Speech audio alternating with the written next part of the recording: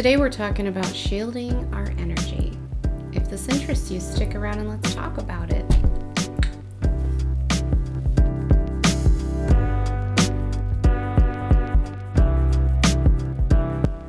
Hi, I'm Veronica and welcome to the Wholeness Shift. If this is your first time here, welcome. And if you're already part of the family, welcome back. You know I love you. I help you navigate your spiritual awakening in easy, everyday ways. I try to explain things as simply as I can because some of these concepts are tough. And we talk about everything. So if you like talking about pendulums and spirit guides and star seeds and all the things, you're in the right place. Hit the subscribe button below because I wouldn't want you to miss out on anything good. So recently I had a viewer request that wanted me to discuss how to shield your energy as an empath. But this really does apply to everybody, so I'm not going to narrow it down that much. I'm just going to give you 7 ways to shield or maintain your energy.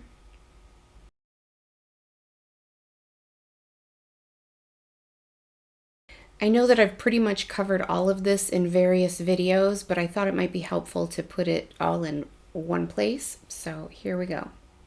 As an empath or even as a clairsentient, it can often be difficult to be around certain people or certain situations or certain crowds. The other night in a coaching session, I was talking to this person about this topic, and he mentioned that he had trouble being in antique stores. I told him I usually have trouble being in museums, like in any part of the museum that has battle paraphernalia. Swords, shields, suits of armor, that kind of thing. It's heavy, it's intense, it's full of masculine testosterone and adrenaline and trauma and sadness and fear and all of those darker things that you might associate with battle. I have trouble with that because I'm picking up on all of that energy. When I still worked in the hospital, I used to have trouble sometimes because not only were there a ton of sick people and very tired nurses and doctors, but I sat next to some pretty nervous Nelly, anxious coworkers, and I worked in a teaching hospital. So that meant that I was constantly around a lot of interns and residents that were kind of anxious or nervous or just exhausted. And so the energy could sometimes be pretty overwhelming if I wasn't careful. That could be pretty uncomfortable energy soup that I was marinating in for like 8 hours a day. Perhaps you have a work environment that is kind of toxic. Perhaps you have a partner or a spouse that isn't the most fun to be around. They're not always in the best mood, or maybe they're just super high strung.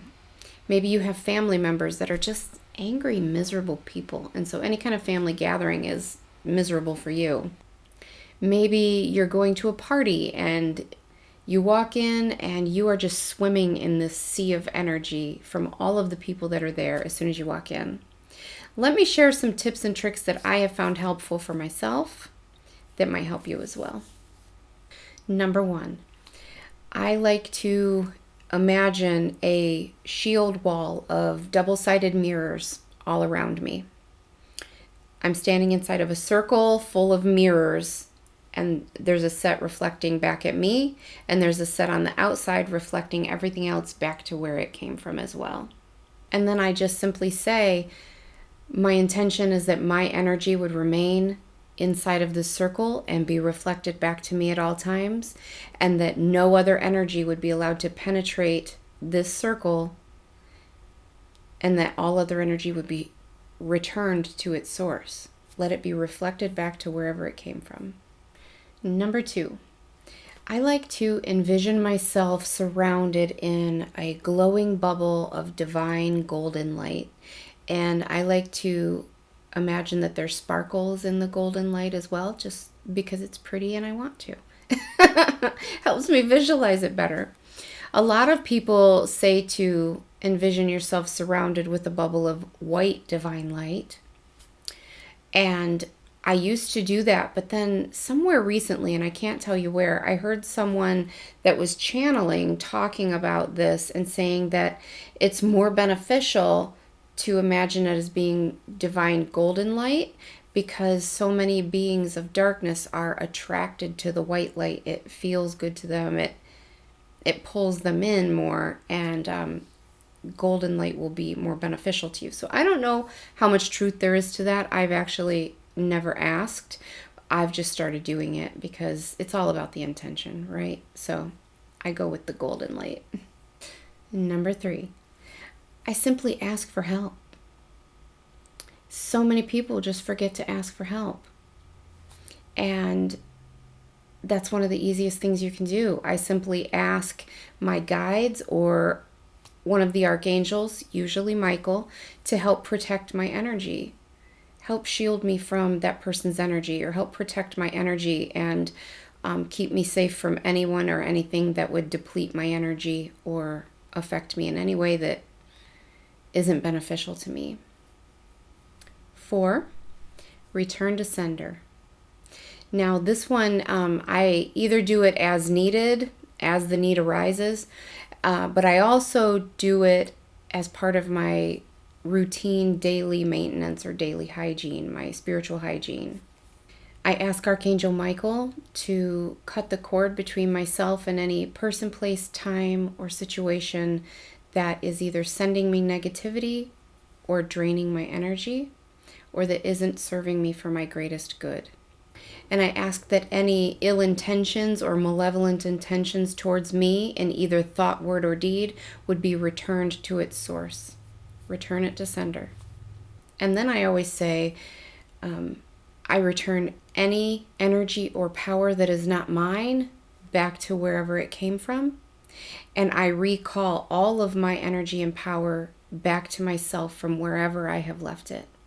And I ask that my energy and power would be cleansed and balanced and free from any attachments, and that it would be reassimilated into my being with light and love, and that it would be sealed over with a shower of divine light.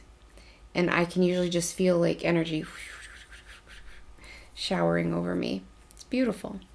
And then I ask that my energy would please be grounded deep into Mother Earth. And so it is, and so it is, and so it is. Number 5. Speaking of grounding your energy, that is number 5, grounding your energy. I often ask that my energy be grounded deep into Mother Earth, and that all of the energy that isn't serving me for my greatest good would be transmuted into light and love and returned to me in a peaceful, loving way. Recently, I heard someone, I don't remember if it was a YouTube video or a TikTok, I'm not sure. But I recently heard someone teaching about, because I always envisioned a steel cable or a cord going from my root chakra near my tailbone, just like dropping down like a lead weight into the middle of Mother Earth and kind of pulling me down.